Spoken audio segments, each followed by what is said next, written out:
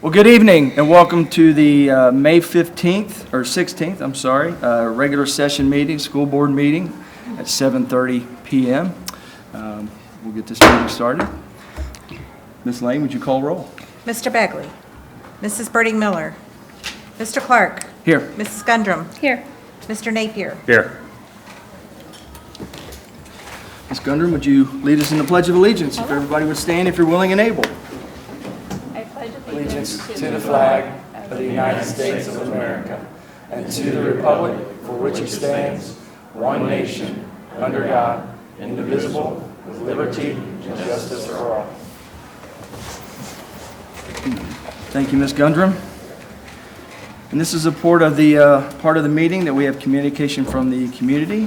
And it looks like we do have one signed up. This portion of the meeting, we're invited to share your thoughts with the board in order for the board to fulfill its obligations to complete the planned agenda for the effective and efficient fashion. A maximum of 30 minutes of the public participation may be permitted at each meeting. Please know that at this time is set aside for the board to listen to you. Your comments are valued and will be taken carefully into consideration. The board will not engage in dialogue at this time. Presentations are limited to 5 minutes each. So we have Jeff Black. You want to come on up, Jeff? Welcome. And Mr. Perry will guard the timer for us. So thank you, Mr. Black, for coming tonight. Thank you. I'm here today to celebrate. As a proud father of a son that just graduated from UC. He graduated with honors from the College of Engineering and Aerospace. He's got a job already lined up, and he's well on to be the man I hoped him to be. With all that, I want to celebrate all the struggles he had to go through, all the struggles of the bullying that he went through with Fairfield, the bruises he came home with, the concussions he's come home with, the bullying from teachers, and I'm going to call it bullying. The teachers that told him if he wasn't so annoying, kids wouldn't abuse him. The teachers that wouldn't follow the IEP program. We went into as far as November, December with the teachers not even knowing he had an IEP. He went through all this, and yet he succeeded. He succeeded without the help of the teachers here, without the help of the school district.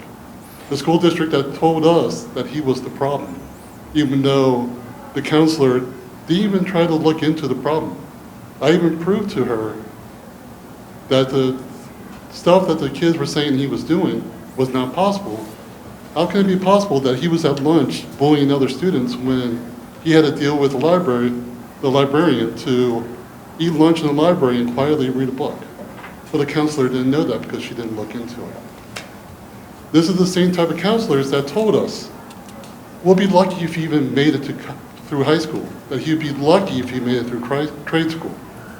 And yet he's proven them all wrong. He's proven them that he works hard. We try to help him. We went to the schools constantly. We constantly talked to teachers, to principals, to the counselors. We were involved parents. We were not somebody that just let the school raise our kids. We raised our own kids, and we were involved in every step of the process. The school, even through all this, didn't want to listen. Didn't want to listen to all the bullying, despite the fact that we had proof. We had pictures of all the bruises that he came home with. The same school that pretty much said we had to deal with it, that it was him and not the environment. You guys did awards today, and this was just a coincidence. We just happened to pick this because this is the first day after he graduated that you guys had a meeting. But you talk about all these teachers that are student first. Well, this student was failed by the school. Bullying's a problem. And despite, and maybe it's better now, I mean, it's been 9 years, but even then, I hear things. I hear things from other people that still have kids in the school district, and things haven't changed. You need to deal with the bullying. You need to deal with the fact that not every kid fits a public school box. He is a genius. He is beyond amazingly smart. And we had the test to prove. The school, he never got to the gifted program because the teacher said that he wasn't gifted. That he wasn't gifted in all subjects, so he wasn't gifted. Despite the fact that we have tests at that time where he was scoring in like the 97, 96 percentile of all kids his grade level. I'm just here to make it known that there are kids that are being lost. And I feel like even to this day, the school doesn't want to recognize it, and they need to. So with that, just like I said, keep in mind that not all kids make it through it safely. Not all kids are helped like you think they are. Yes, you might get a majority, but what about the minority? So, thank you.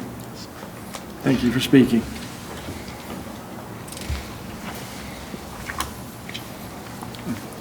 Is there anyone else?